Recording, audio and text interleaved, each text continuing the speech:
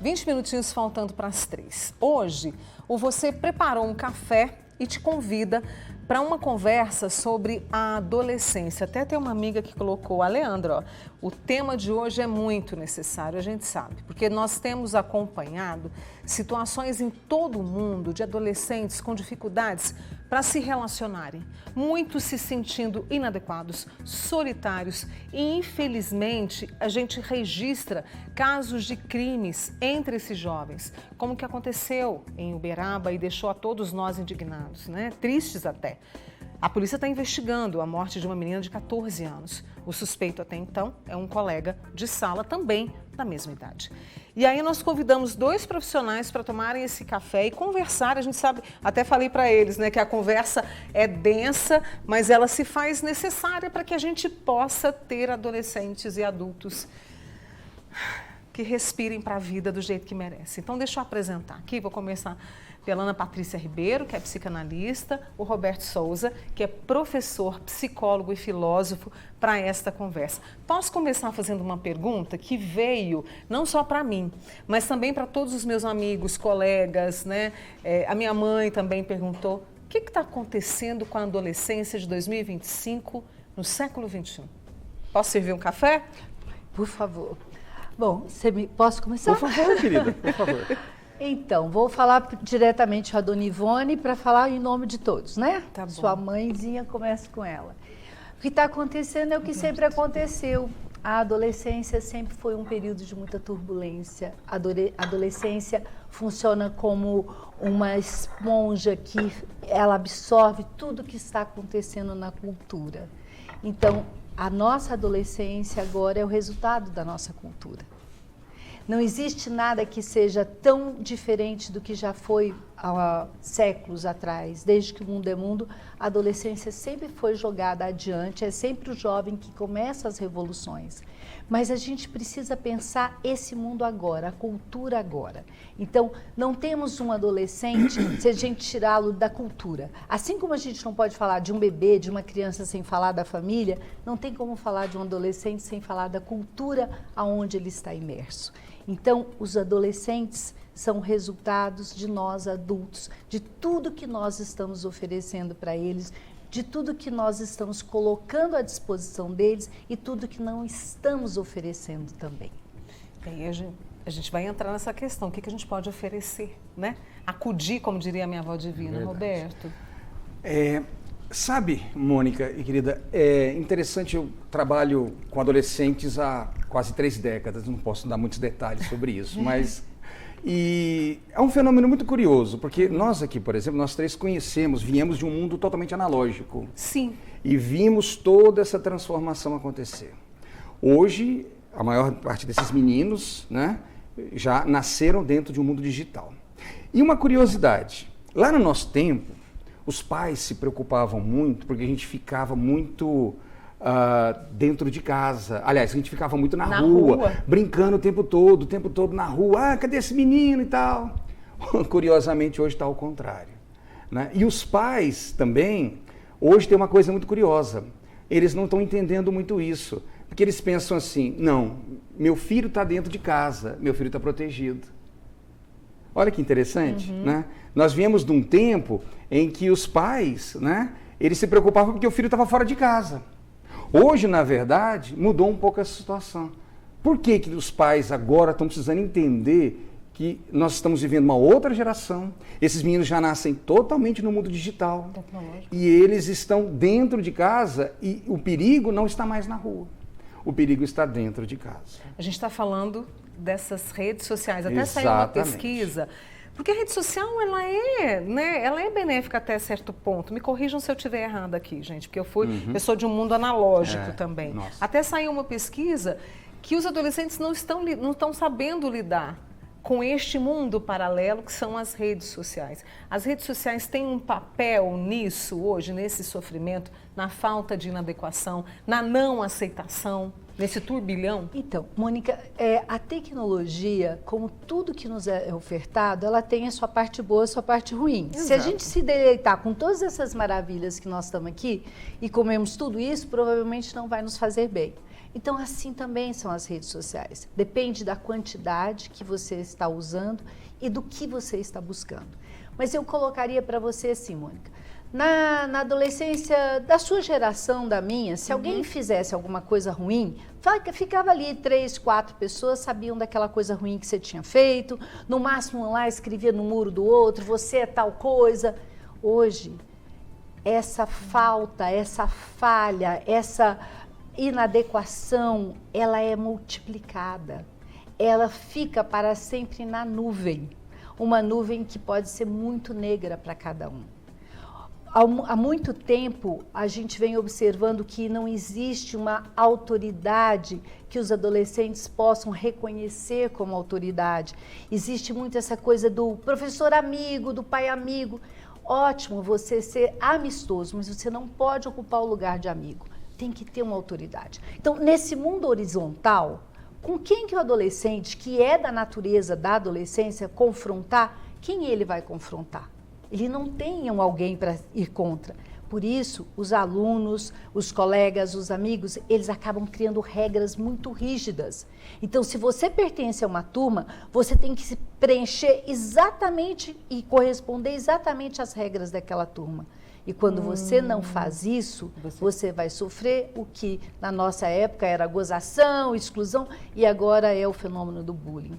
Então, há um tipo de crucificação quando você não corresponde. E essa crucificação não vai acontecer só de você não ser convidada para a festa do fulano. Ela vai acontecer em rede, ela vai se multiplicar e o sentimento de exclusão vai ser muito mais doloroso e vai provocar muita raiva.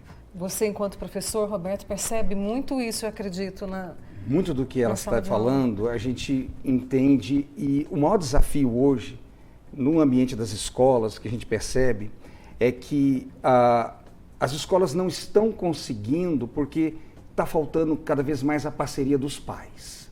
É preciso que os pais entendam a presença deles junto às escolas e junto aos seus filhos, principalmente. Sabe, há uma preocupação muito grande, voltando a falar desse choque geracional, de nós que vivíamos um tempo analógico, e muitas vezes nos acostumamos com pais que eram muito rigorosos, que às vezes eram muito punitivos, e aí muitos cresceram com aquela marca, falaram assim, não, eu vou trabalhar com meu filho diferente, eu vou dar tudo para o meu filho. Só que o problema é que nós estamos vivendo num mundo muito confuso, Mônica. Sim. Muito confuso porque o que acontece? O mundo agitado, as necessidades diárias, o tempo todo, procurando ali atender ao trabalho, às demandas, e isso tem feito com que os pais vão deixando cada vez mais os filhos, não é? E aí esses filhos, eles vão encontrar, portanto, algum tipo de apoio nas redes sociais.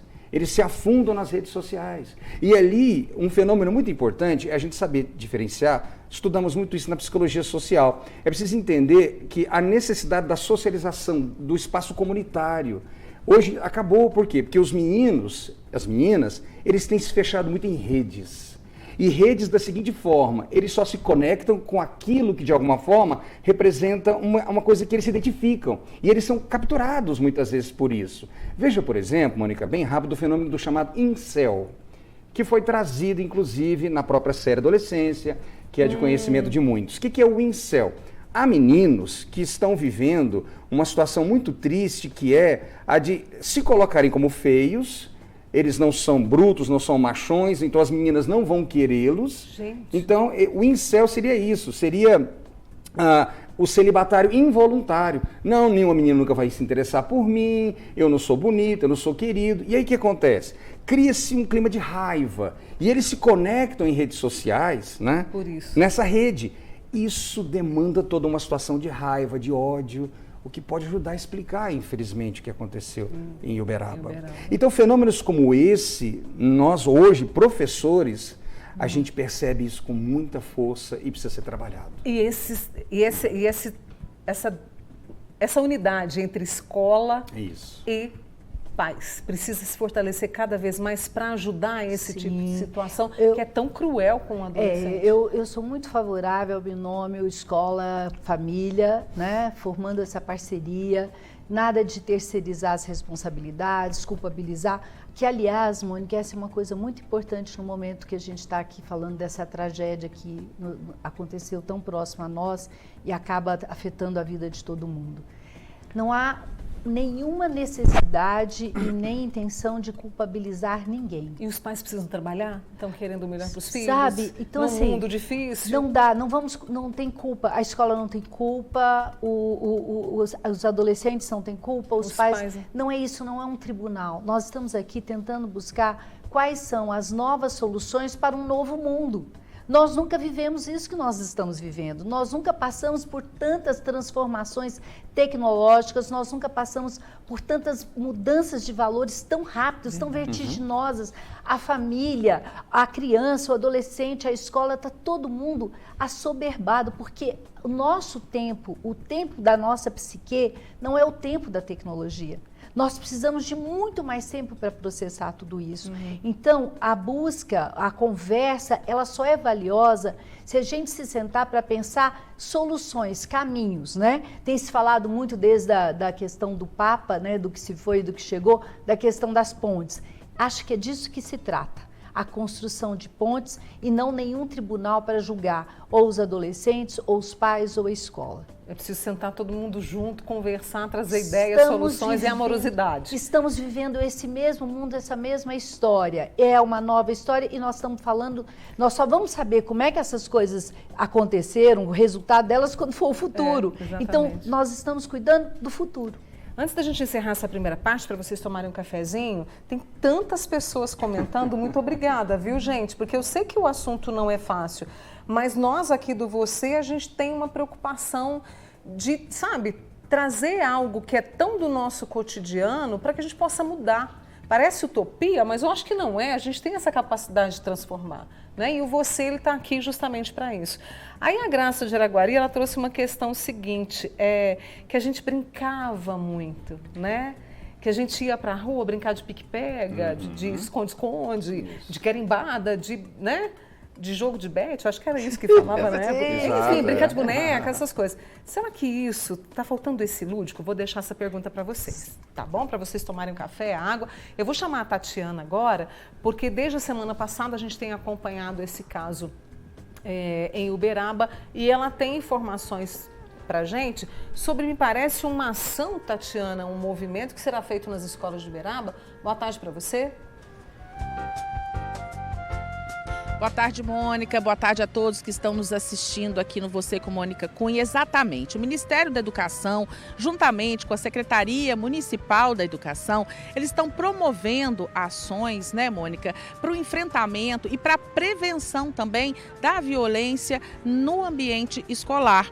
Nas próximas semanas, o MEC conduzirá uma formação que vai ser voltada aos profissionais da educação, tanto da rede pública quanto da rede particular. A capacitação vai abordar estratégias de prevenção à violência, promoção de um ambiente mais acolhedor e também de gerenciamento de crise. Após essa etapa da formação, o MEC e a Secretaria de Educação promoverão ações conjuntas. Eles vão visitar todas as escolas de Uberaba individualmente, né? Vão estar ali conhecendo os ambientes, ouvindo também, né, os profissionais de educação. Essa abordagem será colaborativa, envolvendo diretores, professores, também funcionários, estudantes e também os pais, né? Todo mundo junto nessa ação para promover aí essa prevenção à violência e também para melhorar e reconstruir o ambiente escolar, para transformar ele num espaço seguro para todos. Desde o dia 9 de maio, esses órgãos iniciaram discussões com 25 representantes de 11 instituições, incluindo as secretarias municipais, também órgãos da Justiça, Polícia Civil, Conselho Tutelar e representantes do governo estadual. Tudo isso para quê? Para juntos, né, reconstruir esse ambiente, ver o que está acontecendo e o que pode ser feito, né, com essa união de esforços. Voltamos com você. Muito obrigada, Tatiana, trazendo essas informações. Ana Patrícia e o Roberto acompanhando. A gente vai para o intervalo e voltamos. Mas eu só vou deixar aqui para a gente poder conversar depois. É muito mais, é para além da violência, né? Que tem que ser, claro, a prevenção, mas é para além disso, como diz o meu amigo Danilo Cacheta. Vou para o intervalo e já volto com vocês.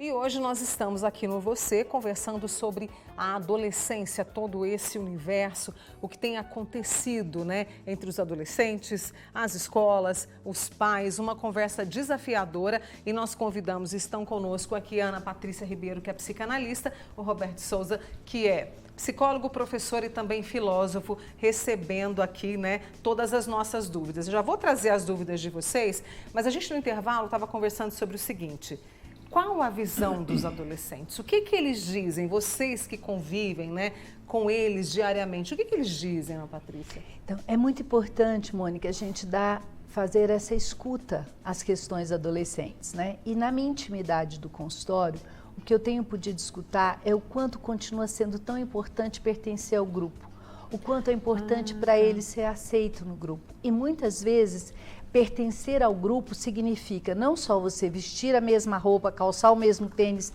frequentar o mesmo clube, mas também significa você participar no Instagram dele, do grupo de amigos, melhores amigos. É importante que você que você tenha todo o entendimento daquele jogo que foi lançado. Então, é como se aquilo que se exige para pertencer ao grupo tivesse ficado muito sofisticado. E eles precisam acompanhar, estar por dentro de tudo que está acontecendo para não viver a tal da exclusão. Portanto, o que os adolescentes precisam, entre eles, é dessa aceitação da diferença. E está muito difícil aceitar a diferença porque existe um mercado, existe um de fora invadindo essa adolescência.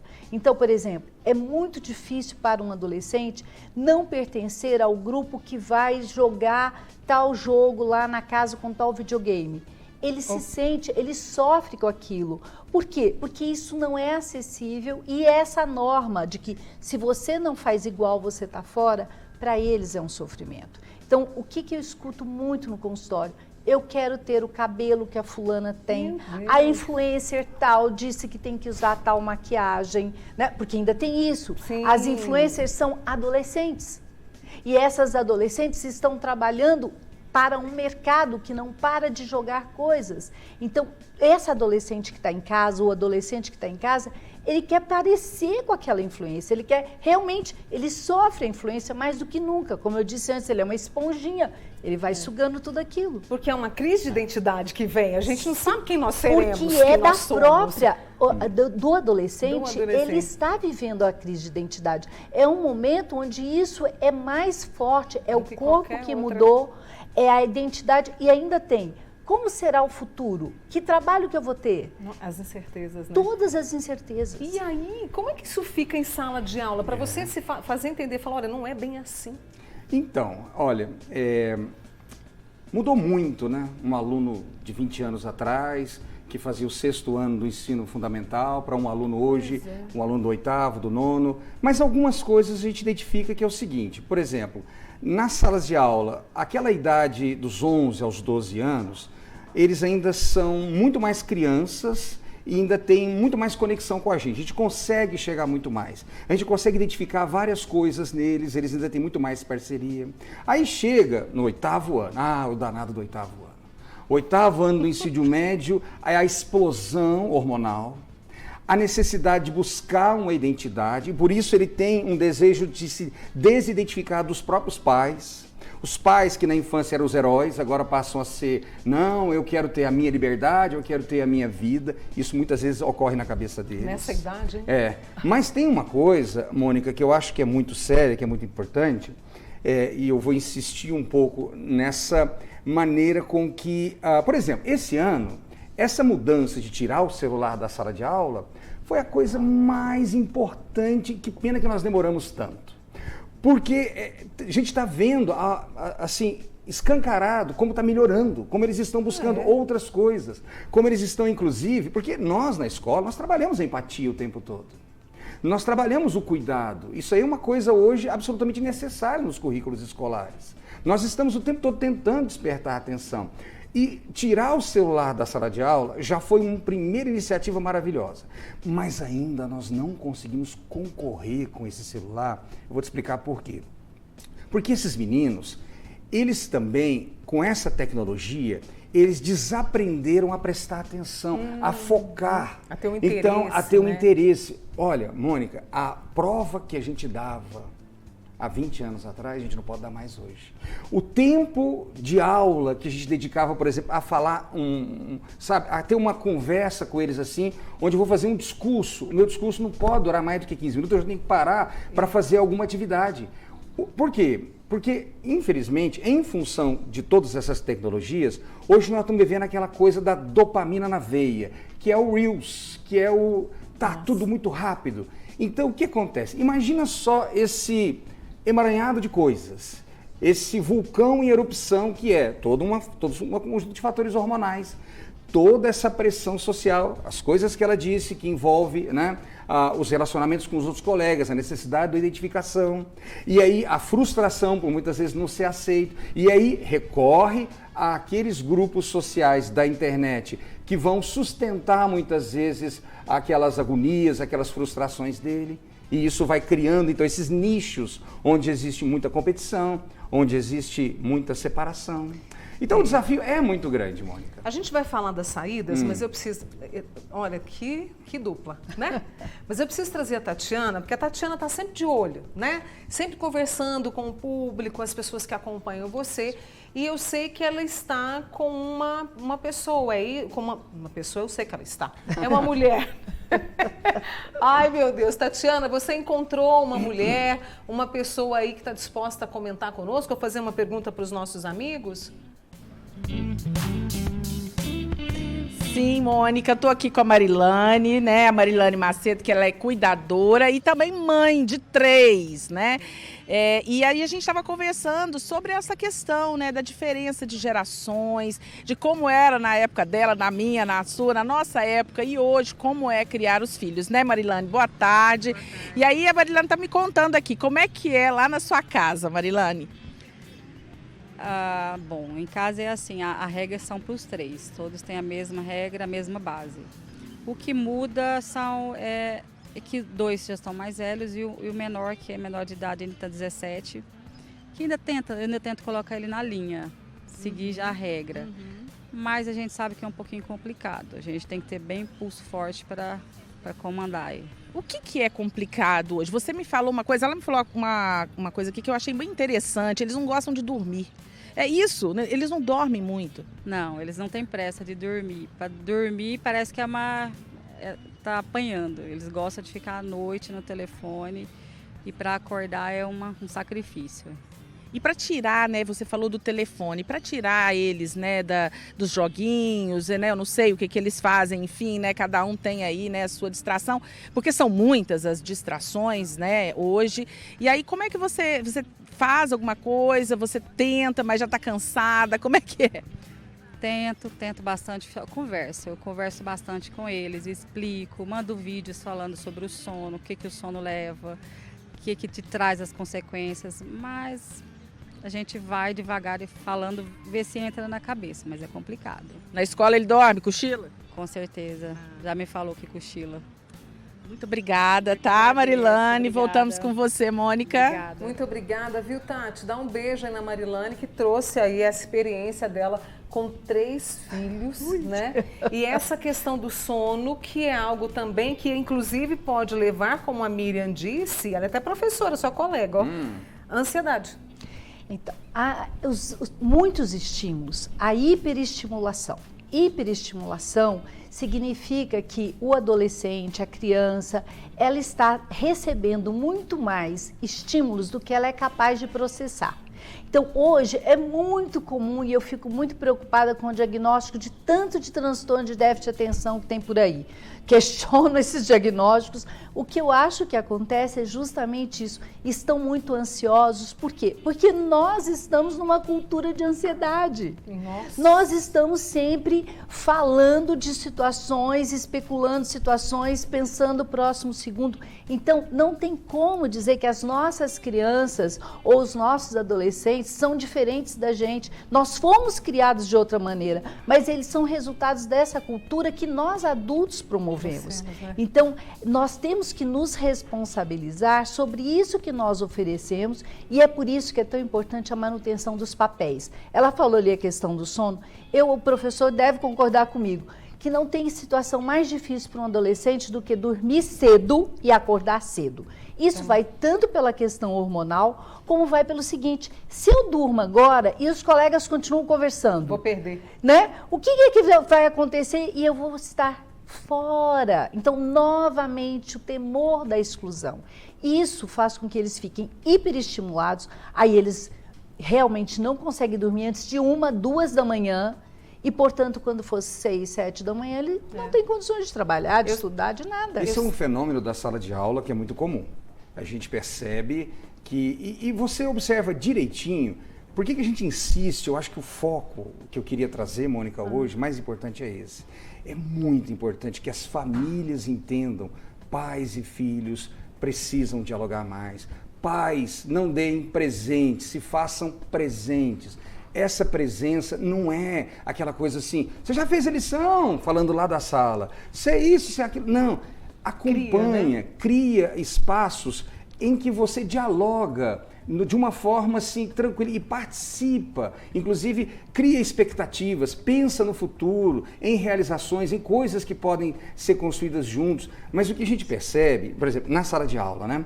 Então o menino já chega com sono, já chega cansado. E eu queria falar uma coisa rapidinho. Podemos Ela falou deixar sobre... eu preciso ir para o intervalo. Vamos lá, vamos lá. Você quer falar uma coisinha sobre? Isso. Sobre? Laudos. Ótimo. Daqui a pouco. Ei, gente, isso aqui é parte 1 da conversa. Vamos fazer o seguinte, tá boa, não tá? Essa conversa, compartilha, vai lá no YouTube, compartilha essa entrevista. Eu vou, mas volto com a Ana Patrícia e Roberto, tá? Não sai daí, não.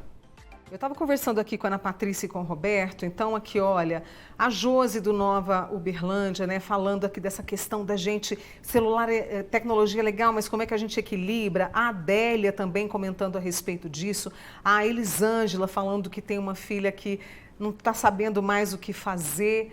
E aí tem uma outra amiga também que passou por uma situação muito complicada, já contei para eles aqui, tá, minha amiga? E aí o menino não está se sentindo à vontade em casa pelo comportamento do pai, pelo conflito que gera. O que essas pessoas podem fazer? É aquilo que a gente falou das saídas, da conversa, do trazer uma educação emocional? A família, ela tem que ser sempre dividida e respeitar os seus papéis. Então, o pai tem um papel, a mãe tem um papel. Isso significa que quando o filho, desde criança até a adolescência, ele reconhece qual é o papel de cada um em casa, ele vai poder conversar e buscar essa ajuda à medida que ele for precisando. Então, o que eu quero dizer com isso? Eu quero dizer que não dá para terceirizar, não dá para a mãe empurrar para o pai, não, conversa com seu pai, pergunta para o seu pai e vice-versa, e também não dá para deixar para a criança, tipo, você que sabe, você que decide. Então, quando um filho está em sofrimento, o casal parental, independente de o casal homem e mulher estar juntos, estarem bem ou não, o casal parental, eles precisam se unir em busca dessa ajuda. Essa ajuda, muitas vezes, precisa ser uma ajuda profissional. E aí, gente, profissional, vocês investigam se a pessoa realmente tem um diploma, se ela fez aquele curso que ela está falando que fez. Não vão pegando qualquer oba-oba de rede social, não, tá? Isso é muito sério. Então, dado esse puxão de orelha, eu queria voltar ao seguinte, que a busca da ajuda profissional, ela é fundamental. No entanto, não adianta você ir lá, pegar uma ajuda, uma conversa, um remédio e voltar para casa. A dinâmica familiar precisa mudar. E cada família tem que encontrar seu tom. Tem famílias que conversam mais, tem famílias que às vezes fazendo alguma coisa junto, uma comida, às vezes fazendo uma pescaria, mas cada família encontrar aquilo que ajuda que eles se integrem, que eles possam se reconhecer, que eles possam desenvolver uma capacidade de conversar. E até a Leandra de Ituiutaba queria saber, ela como tia, como é que ela pode ajudar nisso, né? Mas quando a gente pensa não só na família nuclear, mas nessa família extensa, Eu acho que todos podem oferecer uma grande colaboração, porque eu acho que o mais importante é o tempo de qualidade. A gente não está aqui, de maneira alguma, exigindo dos pais ou colocando a culpa nos pais ou nos filhos. Na verdade, é todo um trabalho coletivo, é toda uma dinâmica em que você constrói espaços onde é muito importante dialogar. É muito importante, mas é um diálogo, quando a gente fala no tempo de qualidade, é aquele diálogo eficiente. Por exemplo, durante o período da adolescência, a escola tem que ser um parceiro próximo. E a escola muitas vezes quer, Mônica. Sabe uma coisa interessante? Reunião de pais. Sabe quais os pais que vão na reunião?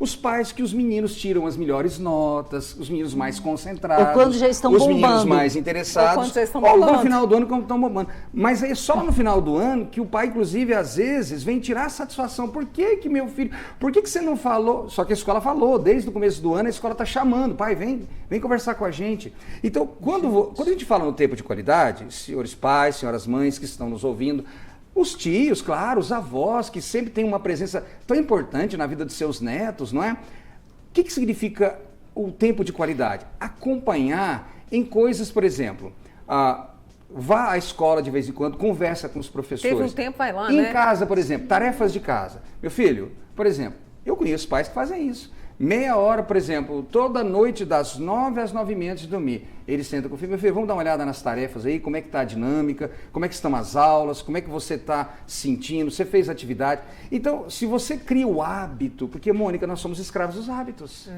Os hábitos fazem tudo. E quanto mais você tenta criar essa participação e criar esse hábito no qual a criança se acostuma, ela entende que isso é muito importante. Porque não adianta a gente querer cobrar desses adolescentes que eles tenham esse foco, que eles se preocupem com o futuro. Porque eles estão muito envolvidos naquelas coisas mais imediatas, não é? Então, como tentar buscar que ele consiga entender, que ele consiga ampliar a mente para projetos futuros, para coisas que vão beneficiá-lo lá na frente. Então, não tem jeito. Criar espaços de qualidade significa cada vez mais presente com eles. Eu lembro que você falou no começo da nossa conversa sobre autoridade, a Alessandra trouxe aqui, a falta de limites é absurda, né? Ela falou que criou os filhos numa época diferente e tal. E ela falou que se assusta com os almoços em silêncio.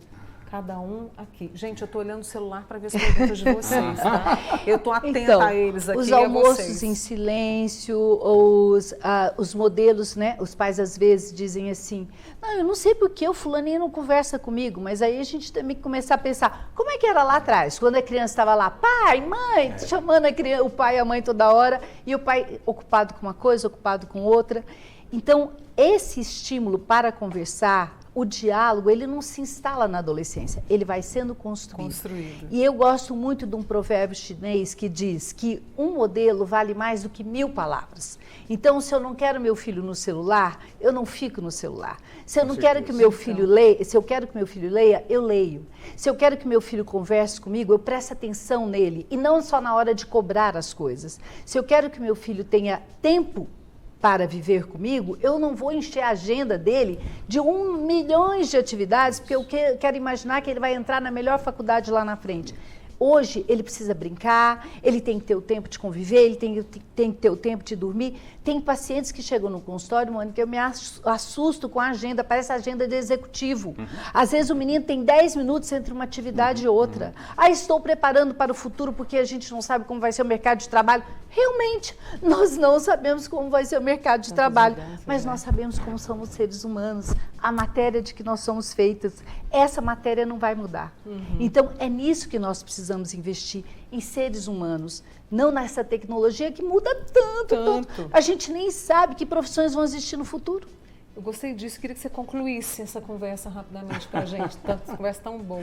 Eu vou só colocar mais um ingrediente e peço muito desculpa ao seu público, porque esse programa é tão agradável, é tão gostoso, esse café é delicioso e às vezes, gente, o assunto, né, como você disse, é tão denso. Mas é importante a gente pensar sobre isso, sem querer pensar num futuro distópico, naquele futuro apocalíptico, mas, por exemplo, você falou aí das tecnologias agora, e agora nós estamos diante de mais essa que é a IA, a inteligência artificial.